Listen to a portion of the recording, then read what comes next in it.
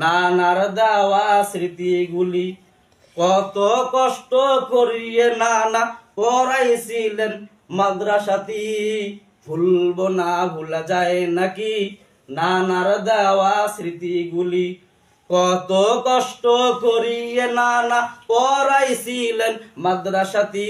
আল্লাহু আকবার।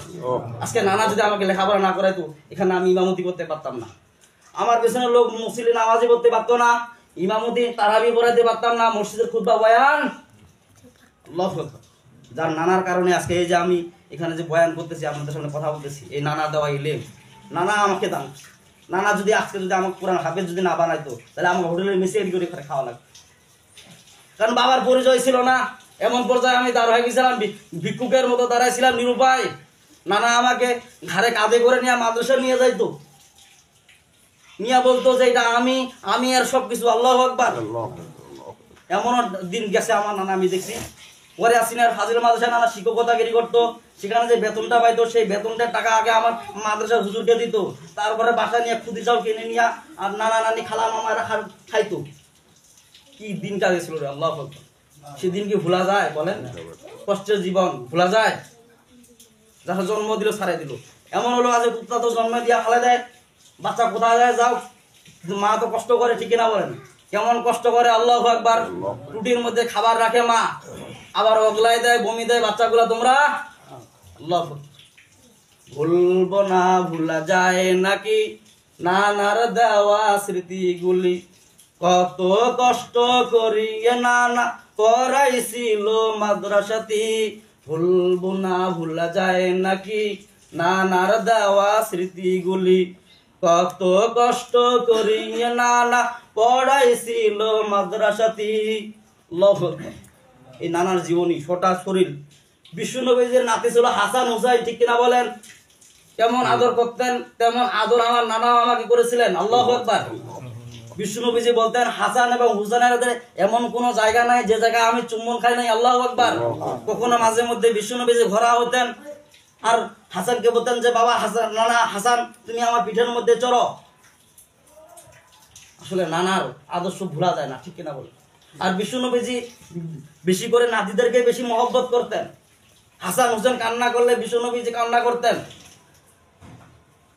কেমন ছিলেন বিশ্বনবী? আনাসকে নেওয়ার জন্য তার মা বাবা আসলেন, বলতেছেন বাবা আনাস চলো আমার বাসায়।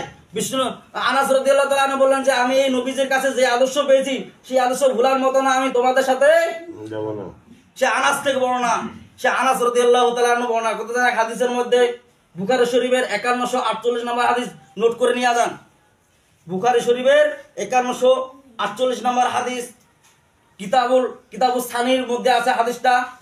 বিশ্বনবী যে বর্ণনা করেন আব্দুর বিন আওয়াফ রাদিয়াল্লাহু তাআলা আনহু, আব্দুর রহমান বিন আওয়াফ রাদিয়াল্লাহু তাআলা আনহু ওখানে এক মহিলাকে বিয়ে করলেন, এক নাওয়া পরিমাণ মোহরানা দিয়ে। বলে সুবহানাল্লাহ। দিয়ে তিনি মুস্কি মুস্কি হাসতেছেন। আব্দুর রহমান ইবনে আওফ রাদিয়াল্লাহু তাআলা আনহু যখন মুস্কি হাসা শুরু করলেন, বিশ্বনবীজি দেখলেন যে আব্দুর রহমান ইবনে আওফ তুমি মুস্কি হাসতেছো কেন? বলতেছেন যে আমি এক মহিলাকে বিয়ে করলাম, এক নাওয়া দেরহাম দিয়ে। বলি সুবহানাল্লাহ। আর তখনকার এক নাওয়া দেরহাম হলো 5 দিরহাম। বলি সুবহানাল্লাহ। তখন বিশ্বনবীজি বললেন তোমাকে কি খুশি লাগতেছে নাকি? বলছে জি হ্যাঁ হুজুর আমাকে খুশি লাগতেছে। বলছে মোহরানা দিয়ে খুশি লাগতেছে? বলছে কেন? বলছে মোহরানা দিয়ে আপনি যে একদিন ব্যাখ্যা করলেন, মোহরানা দিয়ে না দিয়ে যে ব্যক্তি বিয়ে করে কিয়ামতের দিন সে জানা কাতার দাঁড়াবে। বলেন না নাউজুবিল্লাহ। এজন্য আমি মোহরানা দিয়ে বিয়ে করেছি, এজন্য আমার খুশি লাগতেছে যে সমস্ত পয়গম্বররা থাকবে, সমস্ত পয়গম্বর উম্মতরা থাকবে, সেখানে যদি মোহরানার কথা দাঁড়ায়, সেখানে যদি আমি জানাকারের কাতারে দাঁড়াই। এমন লোক আছে না নাই? বড় বড় আলেম ওলামা, বড় বড় হাজি, বড় বড় গাজী, বড় বড় নামাজি, বড় বড় দার্শনিক জানার কাতারে দাঁড়াবে। জিজ্ঞাসা করা হবে যে কি ব্যাপার তুমি জানার কাতারে দাঁড়াইছো কেন? বলছে মোহরানা দেয় দৈন্তা নায়কার। আছে না নাই এমন লোক? জাহিলিয়াতের যুগে ইসলাম পূর্বে এমন ব্যাখ্যা ছিল যে মোহরানা মানে চালু ছিল ঠিকই, কিন্তু মোহরানা দিত না। কেমন মোহরানা দিত না? মোহরানা দিত ঠিকই, কিন্তু মেয়েকে মোহরানা দিত না, মেয়ের অভিভাবককে দিত। তার মানে কি? মেয়ের গার্জিয়ানকে দিত, মেয়ের বড় ভাইকে দিত, অথবা মেয়ের বাবাকে দিত। এখন তো মোহরানা মানে নামগন্ধে উঠে গেছে। আল্লাহু আকবার। কিয়ামতের দিন যদি মোহরানার কথা ধরে, আরে কত নামাজি জানার কাতারে দাঁড়াবে। আল্লাহু আকবার। যখন মহারানার কথা ব্যাখ্যা আসলো, তখন বিশ্ব নবীজিকে এক মহিলা যা বলতেছেন যে হুজুর, মহারানার টাকার হক কে বলেন তো দেখি।